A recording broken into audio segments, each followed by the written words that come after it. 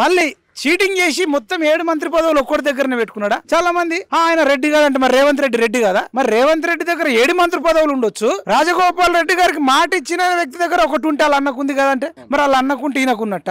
మరి ఈయనకెందుకు మాట ఇచ్చిర్రు? మరి వాళ్ళ అన్న ఉన్నాడని ఇప్పుడు తెలిసిందా? మరి రేవంత్ రెడ్డి దగ్గర ఒక్క ఇంట్లో 7 ఉండొచ్చు, కోమటిరెడ్డి ఇంట్లో 2 ఉంటే తప్ప.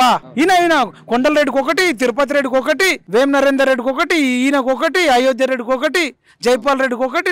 మీరు వంచుకోవచ్చు ఒక్క ఇంట్లో. అంటే నీకు సంబంధించిన వాళ్ళ దగ్గర 7 మంత్రి పదవులను చేయవచ్చు.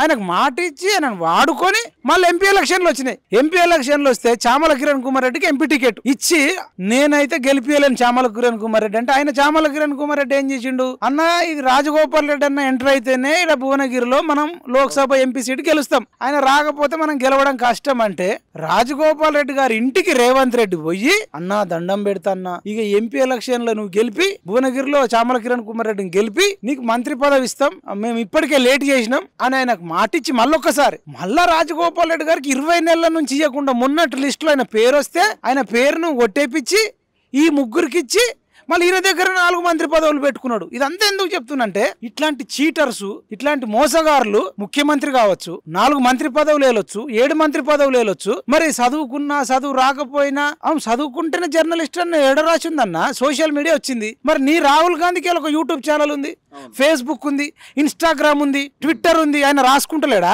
నువ్వు నరేంద్ర మోడీ మీద రాహుల్ గాంధీ రాయొచ్చు, ప్రియాంక గాంధీ రాయొచ్చు, సోనియా గాంధీ రాయొచ్చు, మల్లికార్జున ఖార్గే రాయొచ్చు, కేసీ వేణుగోపాల్ రాయొచ్చు, మీనాక్షి నటరాజన్ రాయొచ్చు, మహేష్ కుమార్ గౌడ్ రాయొచ్చు, రేవంత్ రెడ్డి రాయొచ్చు. మరి నువ్వేమైనా జర్నలిజం చదివినావా? నువ్వు జర్నలిజం చదివే యూట్యూబ్ ఛానల్ రన్ చేస్తున్నావా? మరి నీకు అంత దమ్ముంటే అఫీషియల్ గా అనుమూల రేవంత్ రెడ్డికి సంబంధించిన YouTube channel, Facebook, Instagram, Twitter నువ్వు డిలీట్ చేయి.